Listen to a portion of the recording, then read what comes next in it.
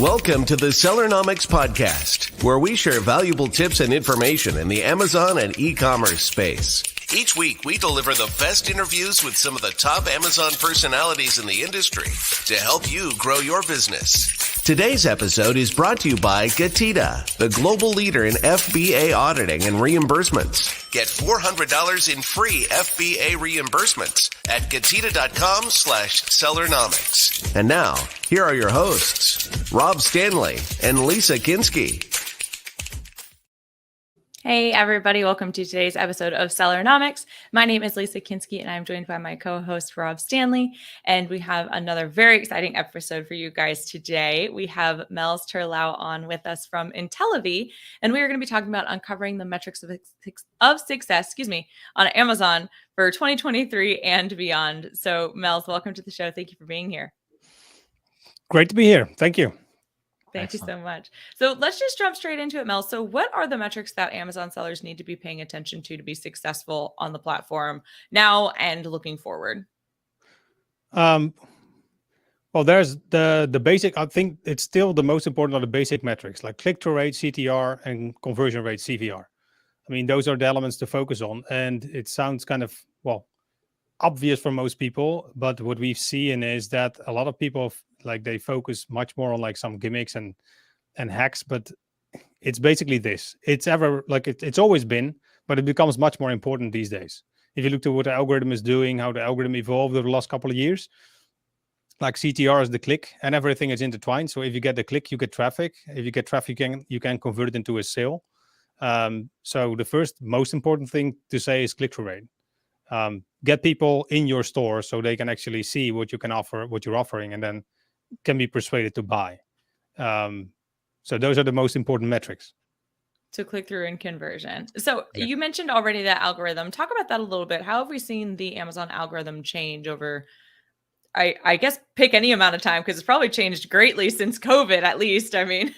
Wow. Okay. Well, how much time do we have on this call? I could talk about that for hours. No, I've did several presentations in our mastermind that we run. We have over around 80 sellers in our mastermind already for 5 years, since 2018. So this is the 5th year this year. And we come together, and actually what we've done in the beginning already since 2017, 2018, we dove deep into the Amazon algorithm, because we've seen, we've been around since 2014 on Amazon. And pretty early on, we found out that a lot of things have been changed already, and we're changing. So we focused on, hey, where is this going? Right? We saw a trend. Like, for example, in the beginning, it was easy to, for example, buy reviews on Fiverr. I'm not sure if many sellers that have been around since 2012, 2013, 2014, they know that. You could go to Fiverr, literally buy a 5-star review, right? So that's one of the things that have been changing. Amazon came and changed that in 2016 or something, 2017. You could no longer do that. Another thing that changed, in the beginning, you could run coupons, and with 60, 70, 80% off, you would have the same impact and sales velocity as doing a real giveaway. Well, that changed when Amazon changed. For example, on the review side, they changed verified and unverified reviews, or they added that, and any deal over 60% off, and later that changed to 40% off, was considered an unverified review instead of a verified review. Then the impact of a giveaway with a coupon or a rebate, a coupon, money off, had less impact than a full price buy. So that was another thing that changed. And those are just some of the changes. So we all know that in the beginning, you had tools like Viral Launch. You could have one-time use coupons. You could use Facebook to drive traffic. And then with a super URL added to it, and everything worked perfectly. It was just the matter of how much money can you invest. And that was actually, that was the root cause of your success, basically. If you were able to give away 2,000 units in a couple of weeks, then you were on top of every keyword you can imagine. And that changed into a much more sophisticated way of doing it. Amazon changed that. They were able to filter out the coupons from the non-coupons, the real buys from the fake buys, the super URLs from the real time on page kind of traffic. So everything got much more sophisticated to actually launch products. So these are just a handful of changes that we've seen over the last couple of years. And with that, it became much harder to game the system. Still, It is possible. It was possible, like up until, well, it's still possible if you are very, very savvy. But we've seen stuff.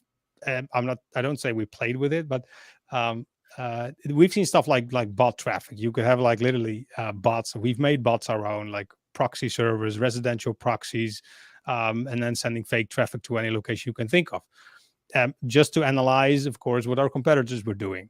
Get me right. But anyway, it worked, but that's not working anymore. Amazon got much more sophisticated with detecting those kind of strategies, to doing stuff against it to counter that. And with that, if gamification or gaming the system becomes harder, then what can you focus on? Like the tide has shifted completely from that end, right? So in the beginning, it didn't matter if you had a good product. It was just like how many tricks do you have up your sleeve, and that was basically the result of your success, or resulted in your success. And right now, it gets much more back to the basics. So like, how good is your product? How well are people interacting with it? How happy are customers with the product? So that's why CTR is very important. Like, how many people see your product and then click on your product? So that means that your product has a good price, good review rate, the listing looks enticing, the perception is correct. So then they click and they go to your listing. The next is, if they're on your listing and they're converting pretty well, that shows Amazon like, hey, your product is of high interest. And if your conversion rate plus your CTR is higher than the market average, that results in increased keyword rank. So it is much harder these days to game the system. And what we believe is that it gets harder and harder all the time. Like anytime we are with like the biggest sellers and we talk about it, we always joke about how easy stuff was in 2016, like to launch product and launch brand. It was really, really super easy. And that resulted in sometimes products on top of search that were not the best products, but they just had the deepest pockets to actually game the system the best with the most fancy and black hat tricks they could think of. And that's, sometimes from the Far East, you see these sellers still coming. But that gets harder and harder. So what we see happening right now is that you have to go back to the basics, because if a normal product quality and the perception and the persuasion is what actually depends, the success depends on those elements, you have to focus on these elements to actually get successful. And that's a big difference in what happened before, because like a couple of years ago, again, I'm going to repeat myself, but it was not the best product that were selling the best. It was the one that were gaming the system the best. And I'm happy that change is coming, but that also requires a lot of other tricks, a lot of other strategies in the hands of sellers to do it right. And what we see happening a lot in the market is that there is so little focus on those elements. And most of it is like, oh, what can we do different in PPC? Where can we get external traffic? Instead of like, how can I develop products correctly so my product has an advantage over my competition? My product is actually better, has more features, or I'm better in painting like the perception for the customers. And then how can I persuade customers better? Like, that's where we believe the next phase of the battle is being fought. And we've seen that like with bigger brands. A couple of weeks ago, I had a chat with another like $100 million seller, and like they were saying exactly the same thing, and they're crushing it. They're growing, like they tripling their revenue over the last 3 years, and this year I think they're growing over like $120 million in sales. So that's after COVID, right? In 2019 they did $8 million in sales, so they're doing pretty well. And what they do, and they preach that from the rooftops, like focus on the basics. And they're also telling all these sellers that come up with like Me Too products, like, stop doing that. It's not going to work. It's not going to work. Yes, you can sell in very competitive markets, but your product have to be better than others. And you have to be very good at the perception. Design is super important. Crafting the right title, testing it until you found that like you have the sweet spot, and then constantly evolve. Like, because your competitors will follow you, they will copy you. So you have to stay ahead of the game all the time. And that's you have to be neck deep into this material and follow the market, what's happening, and then adapt and change. If everybody zigs, then you zag, but then do it right. So that's what we believe is a change that's happening right now. And from an algorithmic perspective, there's one thing I can mention as well, is like Amazon has been focusing a lot on the cold start problem. And the cold start problem is the problem that if new products come on Amazon, they don't sell because people don't find them. And the reason is that these other products that are selling pretty well, they are on top of search. They have these 60,000, 100,000 reviews sometimes for a good price. And they're attracting most of the customers. And that's a system that keeps itself in place. And that's a pain in the rear for Amazon because they know that right now they're losing it when it comes to social media. Social media is much faster in detecting trends than Amazon. And they want to fix that, and they will fix that. And if they fix that, it will be a game changer because that will mean that these listings that are now on top of search, that are not the best product, but they have this 60,000 reviews, they will fall off their pedestal and will be replaced by other products, newer products that are actually better quality, and they like these products better. So the customers are more satisfied about these products. And that's what Amazon is talking about a lot. Like we know some people in the Amazon search department. I will not mention names, but we're following them. We met them on some of the events that they have where they speak and talk, and these machine learning and AI events. And that's how we interacted with them. Like, hey, how are you going to fix that? And they're very open about how they're trying to do that. And actually, we hinted like maybe you have to look at this and that, and it might help. But I'm very happy with that because that means that the normal, natural way of selling and buying will be implemented in Amazon as well. And it will be the end of the era of gamification. And the same happened. It's not something new. Like if you look to Google, and Rob, I think you've been around and online a lot. In 26, 27, 28, it was very easy to make shit tons of money on Google. Like you could get, like SEO was very easy to do. And it was very easy to gamify. Or to game the system, so to speak. And then we got these Google slaps and the panda and the penguin and the whole zoo updates that they have. And everything changed. And a lot of people lost their businesses, completely lost their businesses. So, and we believe that the same thing is happening a little bit more slowly, but it's also happening with Amazon.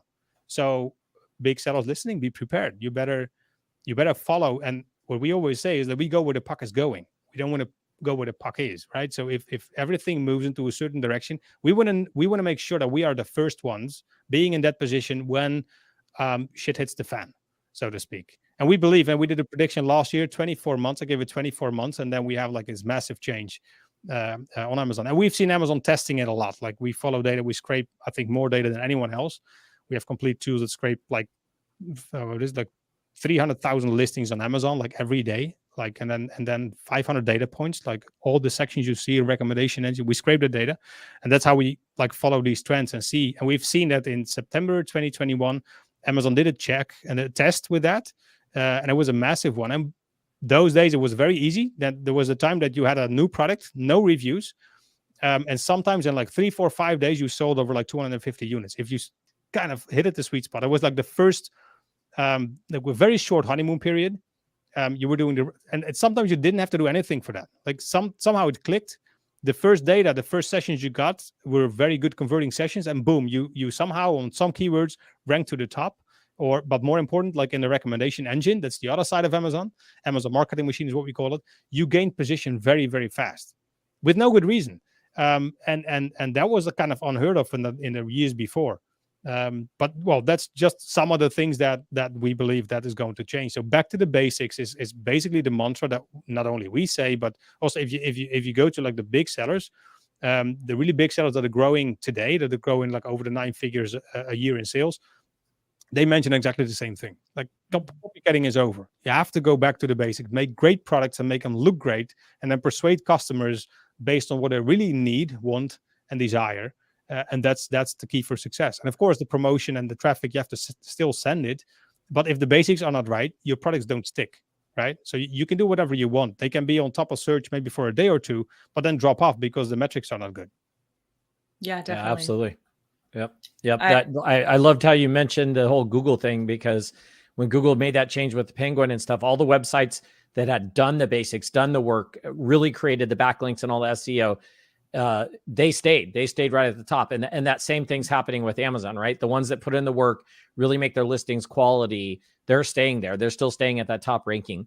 You did bring up, feedback ratings a lot. And I want to address that a little bit more, or have you address that a little more.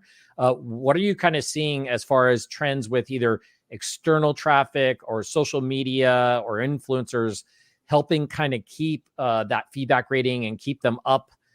That's more traffic, I guess. But, when it comes to feedback, what about Vine? But when it comes to traffic, what about like external when it comes to influencers or, Google ads? What's your thought on that? Well, Amazon is looking much more to the holistic view. So back in the days, it was, and we always call it like pillars. Like you had all these pillars that was keyword rank, for example, that you had PPC and you had like reviews. And sometimes if you did well on your keyword rank, then keyword rank was equals sales. So if your keyword ranks to the top, then you got sales. What we've seen happening is that kind of shifted. So, and if you look at the metrics correctly, many times you can see sales comes first, and then you get good keyword rank, which is unheard of. But we know why that is, because Amazon first, and that's that they rank you in the Amazon marketing machine, which is the recommendation engine, which is all the sections. If you go to a certain listing, you see all these sections like recommended products, sponsored products related to this item, compare the product compared to this item. Those sections is and also like if you add a product to cart, you see like suggestions there, right? Very hard to measure. But that's a very important element of Amazon, as well as the emails that they send. If you bought, for example, diapers, you probably get an email of like baby wipes. And you don't get one, you get like 15 of those emails, because Amazon know that people that are buying diapers, like 75% of them are also buying baby wipes. And that's what we call product change. Anyway, what we've seen happening as well, like with external traffic is still very important, not only to send external traffic to Amazon, but Amazon is looking to the holistic picture around your brand. So and we have these tools ourselves, so we can measure, like if you name me any brand, give me 2 days, I know exactly on which social media they've been posting in the last 6 months. I know exactly what kind of articles they've been mentioned in the last 12 months, what the backlinks were. I can see the interaction. I can see the amount of Twitter shares that have been done, the amount of Instagram posts that have been shared that share that specific article, so to speak. So that whole ecosystem, we can measure it with the tools that we have. And I'm knowing one thing for sure, Amazon can do exactly the same. So they know how people like your brand, not only on Amazon when they look to like how much traffic do you get, but also from like how are you doing on social. If you post something on social, is your product something of that people like and love? And how is that compared to other brands in the marketplace? So external traffic is not only important to send it to Amazon, external traffic is very important for brand building, because Amazon can measure your brand dominance, so to speak. I'm sure they can, and we've seen it in articles as well, like that they look to YouTube. Like if your product is mentioned on YouTube, they can actually measure that. They see like your product is mentioned on YouTube and you have an X amount of like comments, X amount of views in X amount of time, and that they determine the likability of your product based on those factors as well.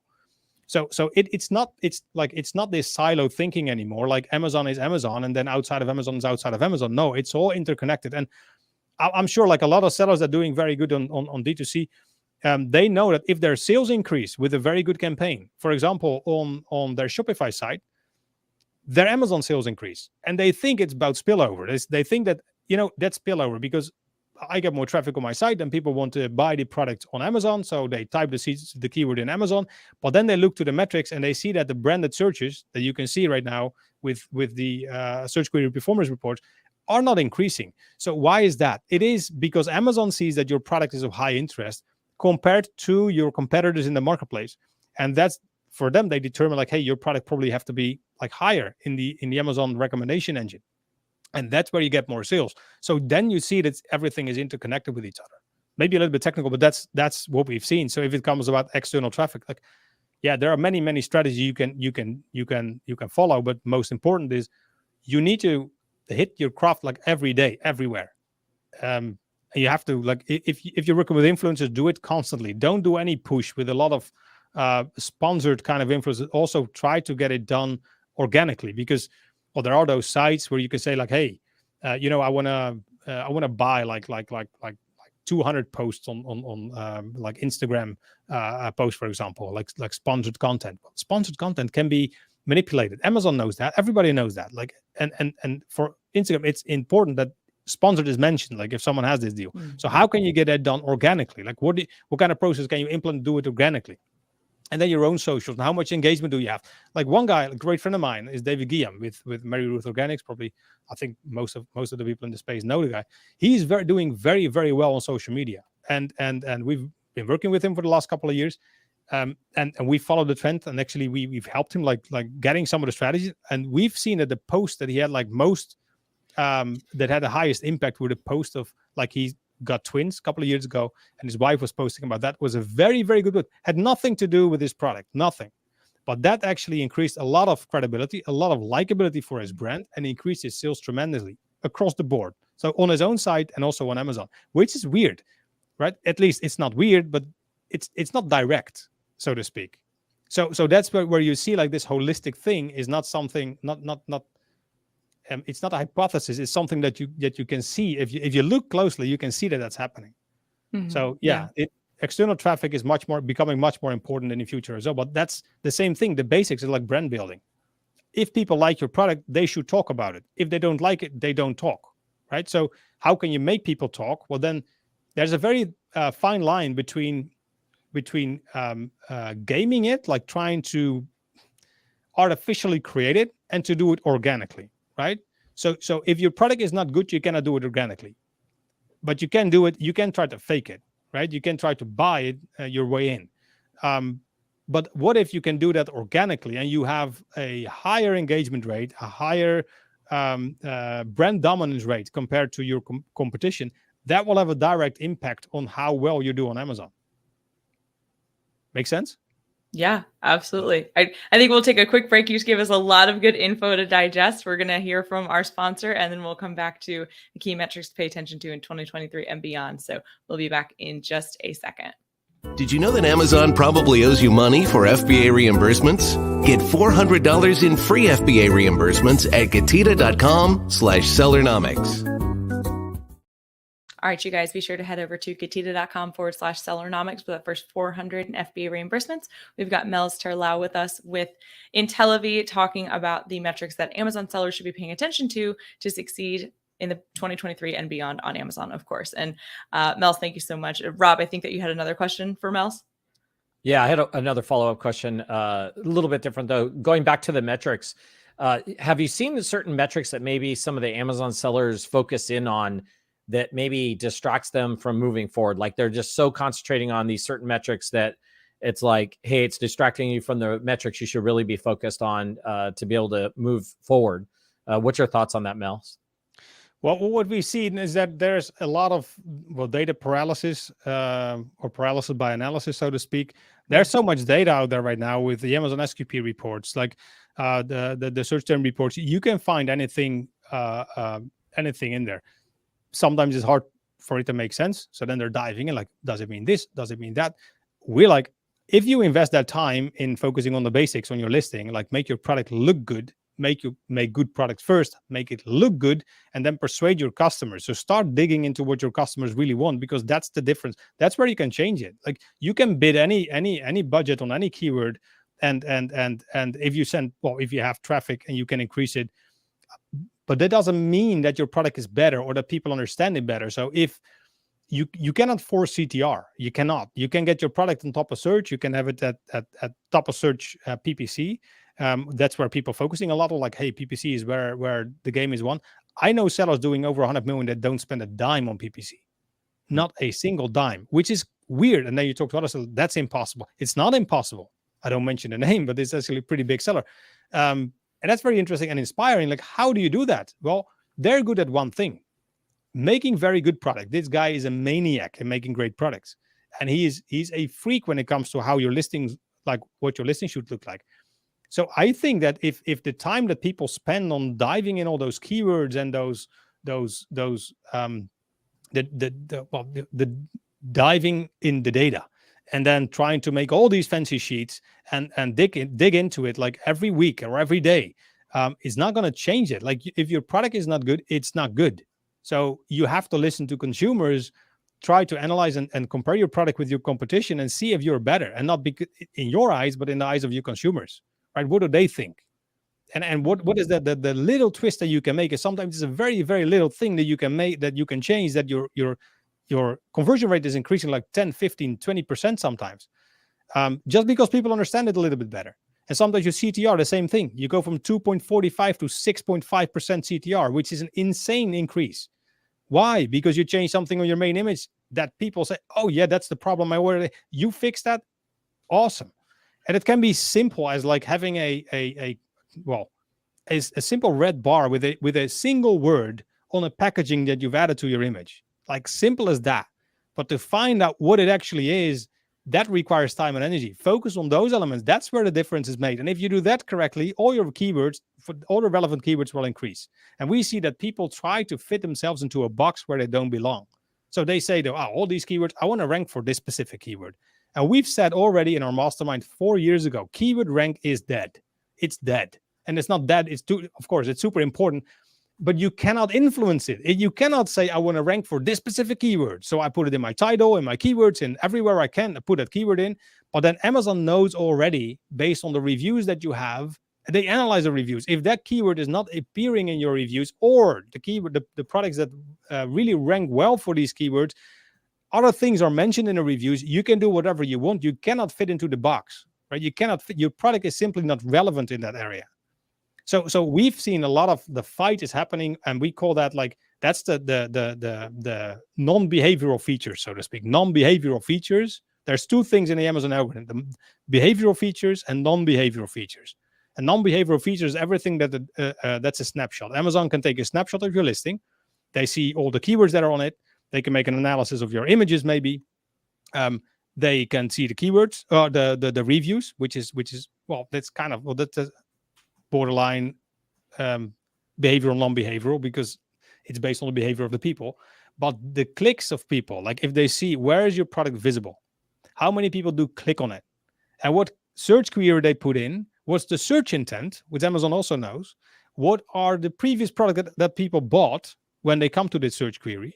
And then how likely are they to click your product? And that's what they predict, because if you start selling, they don't know this data. And that's one of the things they fixed in the cold start problem, right? You don't have historical data. You don't have behavioral features. You had 0 clicks, 0 conversions. So Amazon don't know. And you have 0 reviews. So they make up, based on the market standard, they make up those metrics. And that's machine learning technical language, but that's the priors. They call it priors. So they say we have 15 bars, 3 of them are empty. So we cannot measure them. So we fill in the blanks. We say we predict this item is having a CTR of 3.5% and a conversion rate of 18.2%. We predict that, right? And then we believe that the average review rate will be 4.653%, where people are mentioning in reviews X, Y, Z. Those are the priors that Amazon put in. And then they go check it. They see, well, if your listing is selling, and if it's a day or 2 days live, they can see that. They actually can measure it by the hour. So they send traffic from specific keywords. So they give you, that's maybe too long and too technical, but they have spear phishing queries. So they say, we're going to test your product with this specific query.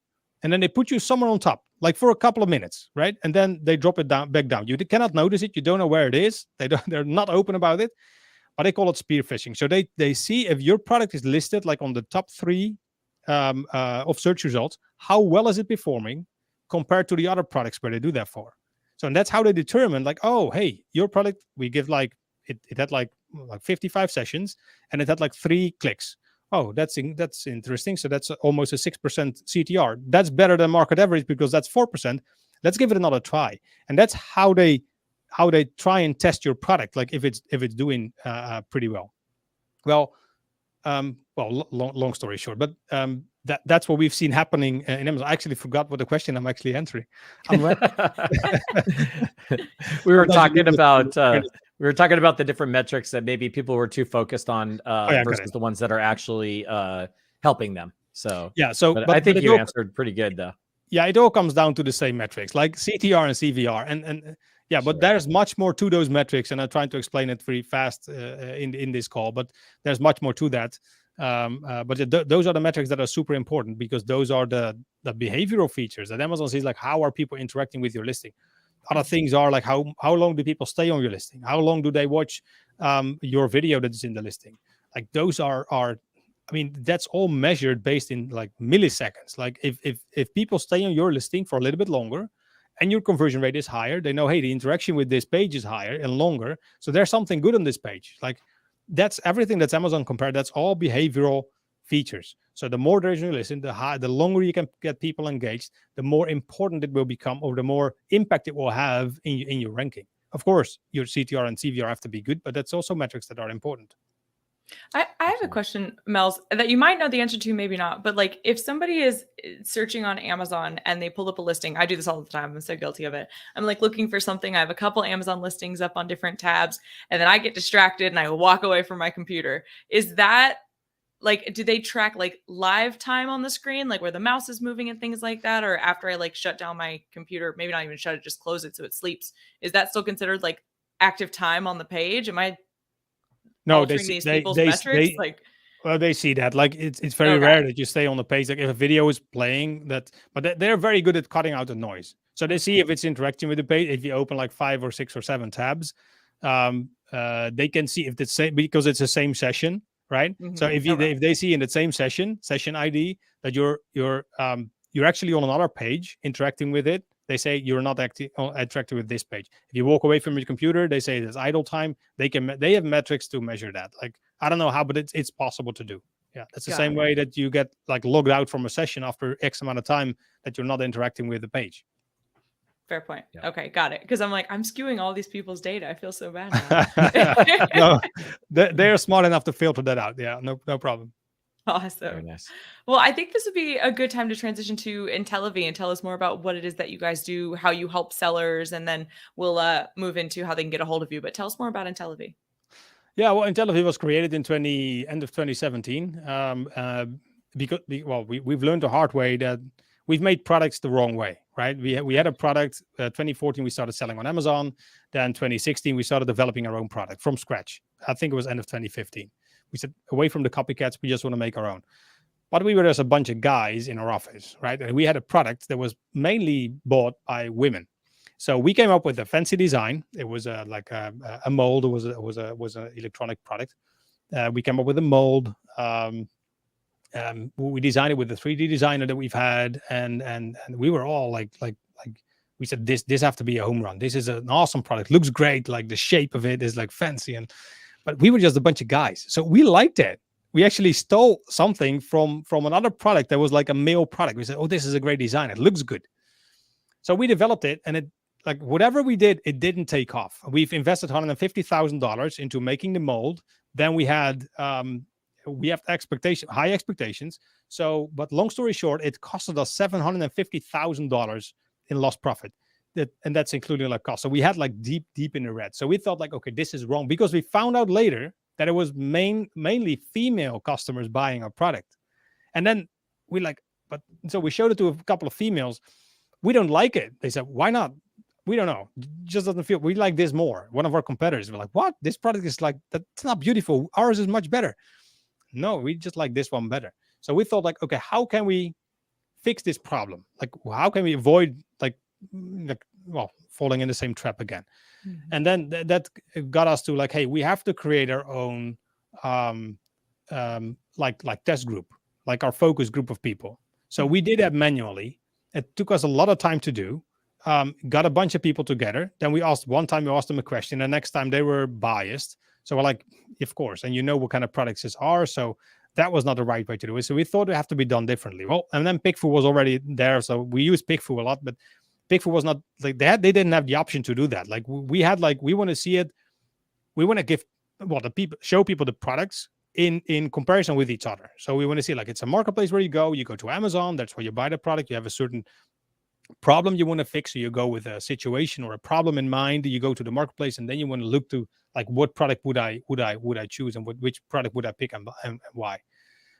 So there was not a service that was doing that. It was, well, very, very expensive ones. And then we checked. We had like people that did the same thing at Procter and Gamble, spending like hundreds of thousands of dollars into making this focus group and testing with product. We're like, well, that's maybe we want to do it simpler. We don't sell in a physical store, so we sell online. So can we do that online? So that's how the idea was born, of like, how can we do that in like an online setting? like getting this focus group together and then asking them questions, like and having like iteration after iteration after iteration. So the next product, the same type of product, the next one we developed from scratch with the right audience, which was females in age group like 30 to 45. So we selected those, and then we made our design exactly together with those people. And it was not the design that we liked the most; it was the design they liked the most. And then we sold the product. It was a home run. So, and it's still selling very well. So that's where you see like the difference. That's how Intellivy was born. And then we kept it close to our chest. So 2018, we created a mastermind around it because we said we don't want to give away all our golden nuggets, and then everybody will reap the rewards. We just want to benefit from it ourselves. Pretty selfish. Well, not selfish. We said that we create a mastermind, and what's happening in the market a lot is like copycats, like especially if from the Far East, that they make all this stuff. And we had more campaigns than that, and we've seen a lot of like people trying to copy that stuff in the later years. But in the mastermind, we opened up, like some friends, they said, well, can we use that too? Because this is very fancy and cool. We said, yeah, sure, join the mastermind, and then we can give you all the information and the access, and that's how we developed the tool and fine-tune it to a higher level. And there were more tools included than only this. But in 2021, when we found out like the Amazon algorithm is changing rapidly, the only thing that will work in the future is if you listen to consumers correctly. So why not open up this tool and actually make one, because we invested like millions of dollars into this tool. We thought like, hey, we can maybe make some money and share it with the world. And at the same time, and that's like what we want is we want to have around us, like as customers of Intellivy, like the new marketplace dominators, the new e-commerce dominators. And we believe that what we said earlier in this recording, that the tide is shifting, like that the big sellers of today will not be the big sellers of tomorrow. And we see that happening actually right now. So we want to be around. We want to have those people around us, like as customers, to learn together and to dominate the space together. And it's not something that we can do on our own. Like we always want to learn from others. Like what kind of feedback can we get to improve things? So a lot of the campaigns that we have up our sleeves is not based on what we actually created, but it's also based on what our close friends, what we call it, from the mastermind, and our customers that we have right now are actually requesting. And they come up with like great ideas. Like, hey, can we do this? Can we try it like this way? We're like, hey, that's very interesting. Okay, but if we can do this, and then we put it back in the group, like, oh, but then you can add this as well. And maybe you can add that as well. So that's how we created this whole tool. And it's still beta. Like it's beta, it probably always stays beta because everything is changing so fast. But that's how it's born. So, and now we focus on like, okay, now we're going to do it mainstream. And it was a pretty big fight that we had in the mastermind. Like, yeah, but now you're giving away the tools that we've been, that we had for ourselves. And we'd like, yeah, but it will become better because if we can do this, we can also do the X, Y, Z. And that's what they said. Yeah, that makes sense. And actually that benefited all of us. So that's when we opened up like 9 months ago. It's not a tool of 9 months old. So it was in July last year. We opened up to in a launch with amazing.com. But now we come to like, yeah, we never heard about you. No, you didn't, because that's very good. So everybody kept their mouth shut. But that's how Intellivy was born, and what Intellivy, what it is. That was the next question that you asked. So yeah, it is a market. We call it a market research tool. So listen to consumers. Basically, read the mind of your consumer, right? So we can ask them any question in the right way. And that's also not very easy because we found out if you ask the question the wrong way, you have a problem with framing, you have a problem with bias. So it's a pretty important to ask the questions the right way. So we partnered up with people that are very famous in this space, that are very good at this, like specialists, even behavioral science people, PhDs from actually from a University of Washington, a PhD who's very good at behavioral science. And they helped us like crafting these type of campaigns. Like, how can you ask a question in a digital way to avoid bias as much as possible, because there's always some form of bias, and with the right framing to put people in the right perspective so that the questions that you're getting are actually something that you can, bank your conclusions on, right? So that's how we did it. That's how we are doing it. And that's how we think we can help the world, right? And especially, and that's where we're focusing on the most right now, is Amazon sellers. It's not only for Amazon sellers. It can be used for, we have campaigns specifically for Amazon. We have Google shopping scenarios where you can like basically have the Google Shopping tiles or Walmart. We can mimic the Walmart marketplace. You can run campaigns there. But e-commerce is where we start right now, because that's where our bread and butter is. We still have our own brands. That's where our main focus is. And that's where our knowledge is. So that's where we can share. So yeah, that's in a nutshell answering your question, maybe. Yes, absolutely. And then my final question of the episode is just, where can folks learn more about Intellivy and reach out if they have any questions for you? Yeah, sure. Go to intellivy.net or marketing@intellivy.net. Send an email or find me on socials, Facebook, Melsterlo. There's not many of my people are named the same. So, and then with my face is on it as well, so you can probably recognize me. Yeah, reach out in any way. I mean, I'm open to chat with anyone, especially, well, we can learn together. And if you want to sign up, go to intellivy.net and sign up. Okay, That's perfect. And for the audio listeners, that is spelled INTELLIVY.net. So intellivy.net. Awesome. Thank you, Mel, so much for all this incredible information today. This is definitely a listen twice episode, right? Because you dropped so much good knowledge. Listen once and then second time for notes. That's how I do it, at least. So awesome. Wonderful. Thank you so much for being here, and for everybody who tuned in today. And we will see you on the next one. Thanks for joining us this week on the Sellernomics podcast. Special thanks to our sponsor, GETIDA. Did you know that Amazon probably owes you money for FBA reimbursements? Get $400 in free FBA reimbursements at getida.com/Sellernomics. Be sure to join us again next week for more great tips on how to grow your business. And thanks again for listening.